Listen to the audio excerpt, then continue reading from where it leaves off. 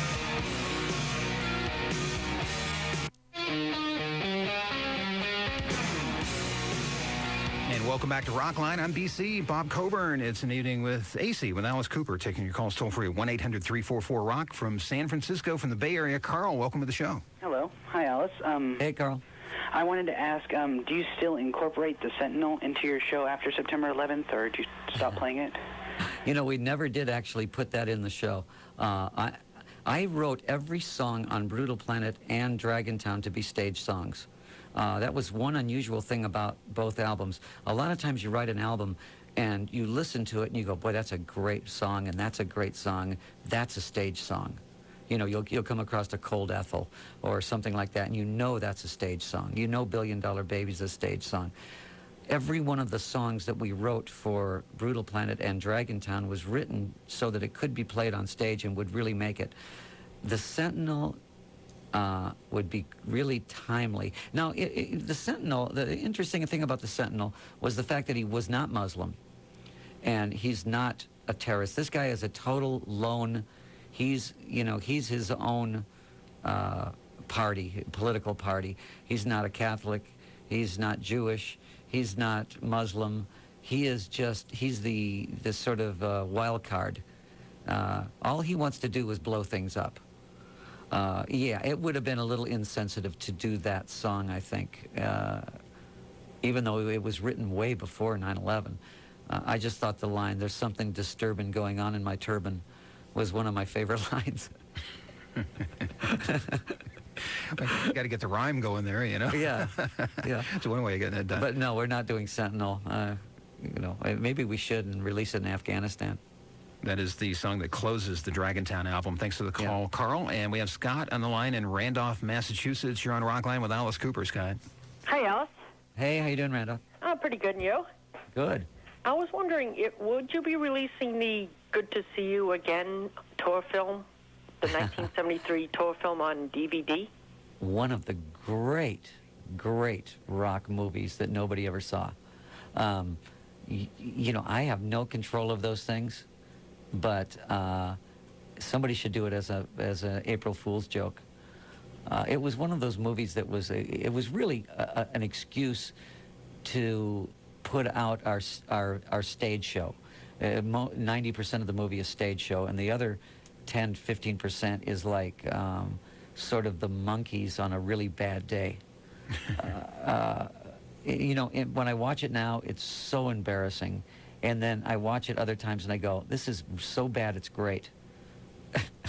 So sometimes that works, but you don't have control over those items? I don't really think we have control. And we may have control, but, you know, I mean, I would rather do something new than drag up some of that stuff. I know if you're a connoisseur, if you're sort of like a connoisseur of that period, it's a great thing to own, because you can really go back and really pick up really go back into that era, you know, right then. I think I did Lady as a Tramp at the beginning of that, in a blonde wig, in a tuxedo, and at the time it seemed like a good idea. Well, Scott would buy it, and thanks for the call there, Scott. Scott, thank you for even knowing that movie, okay? That's cool. Alice, we're going to play Triggerman from Dragontown. Tell us a little bit about the Triggerman. Triggerman's another character that the Dragontown album was very character-driven. I had already established Brutal Planet as a place. Now, in Dragontown, I wanted to establish who is there. Triggerman is this guy that's sort of the power behind the throne. He's the smoking man on the X-Files. Yeah. He's the guy that gets things done and nobody even knows he exists. He's the black ops guy that knows where all the bodies are buried. And so this is the character and we do this song on stage. It is Triggerman. It's Alice Cooper on Rockline. Double timing it there. It's Triggerman from Dragontown by Alice Cooper. Alice taking more of your calls now from Green Bay. It's Jim. Welcome to Rockline, Jim. Hello, Jim. How you doing, Alice? Hey, Jim. How you doing? Not too bad. I'm wondering when you're going to come up with some new material, and will it be like Welcome to My Nightmare? Well, you know, that if I wanted to go back and make that, you know, that would be going backwards. I have to finish up the Brutal Planet trilogy, which the next thing will be part 3, and that'll be the end of the Brutal Planet thing. And then after that, I honestly don't know where the music's going to go. If I get in the middle of the night, some lightning bolt hits me in the head and says, here's the next story. Okay, I have already written something with Alan Menken, who is, it's the weirdest combination since Elvis Costello and Burt Bacharach. It's Alice's 7 Deadly Sins. And Alan Menken is the guy that wrote all the Disney, you know, The Little Mermaid and all that stuff. He's got 8 Academy Awards for his music. The guy is one of the great hit writers of all time. His music and Alice Cooper's lyrics about the 7 Deadly Sins, and it's all written, ready to go. That's a whole different project, though. We don't even know if that's if I'm going to sing on that. That could be a cartoon. That could be a you know, Broadway play. It could be anything. So that's going to come out eventually. We don't know what to do with that yet. But part 3 of Brutal Planet's coming out, and who knows? That may be an album like Welcome to My Nightmare. I don't know yet. I don't know what it's going to be. I just listened to Welcome to My Nightmare just yesterday, and I hadn't heard it in so long, and it sounds like it would be time to do an album like that again. Well, there you go. Maybe you're onto something with our caller there. I'll do that if you promise me that the Lions will beat Green Bay this week. Okay, how's that? Good luck with that. Yeah, that's never going to happen. Now, if you do another part of Brutal Planet, it's part of a trilogy already. Is that going to put you with 4 parts in a trilogy? No. This actually, this will be part 3. Everybody keeps getting The Last Temptation confused. The Last Temptation was actually its own story and its own show. That's standalone. Okay. Yeah, that one stood alone. That was just sort of like if you were looking at it as a Stephen King kind of thing, it would be sort of, that was a whole different story. That was Pet Sematary, whereas this is Salem's Lot, you know. So Brutal Planet's a 3-part thing, and part 3 is still being written right now. There you go. We have to take a time out. We'll return with Alice Cooper in just a moment. You are listening to Rockline.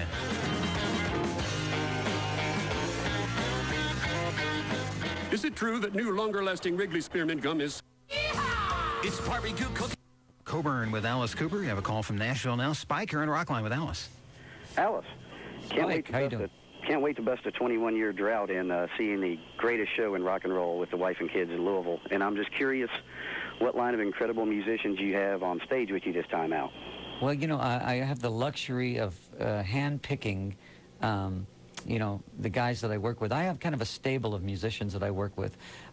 Sort of the guys that work a lot with the LA scene, you know, guys from Guns N' Roses and things that have been associated. Teddy Zigzag, who played keyboards with Guns N' Roses, is with me. Chuck Wright, who was with Quiet Riot and a couple other bands, is playing bass. Let me see, Eric Dover, who was with Jellyfish. He's been with me for a couple tours now also on guitar. Pete Friesen, who was with me during the Wayne's World Trash Tour back then, is playing guitar. And Eric Singer on drums.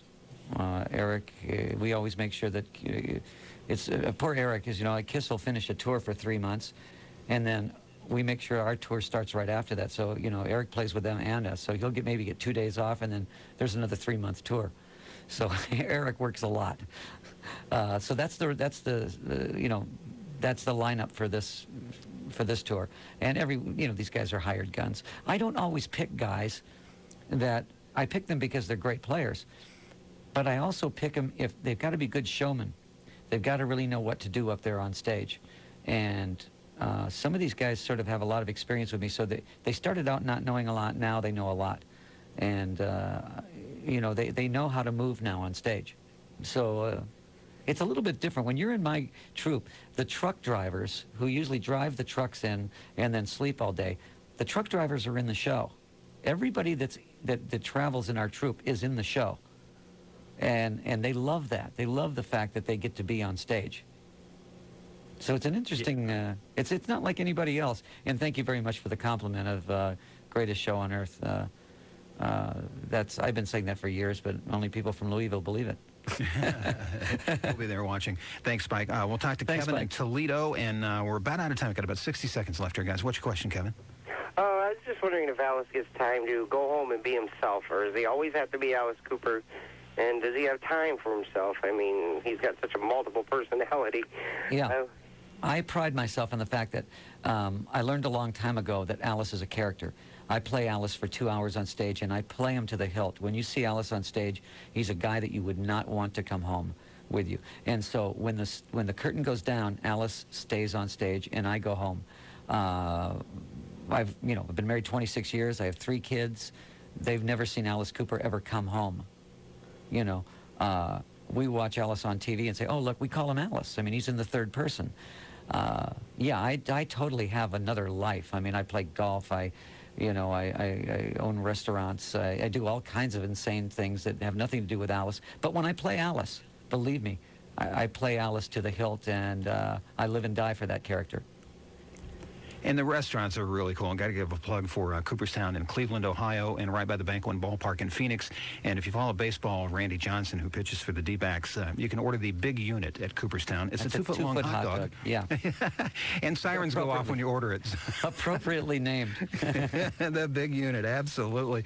Thanks to everyone for listening and calling tonight. Thanks to our affiliate stations. Thanks also to Rob Gill, Toby Mamus, Brian Nelson. Also our Arizona contingent tonight, J.J. Jeffries.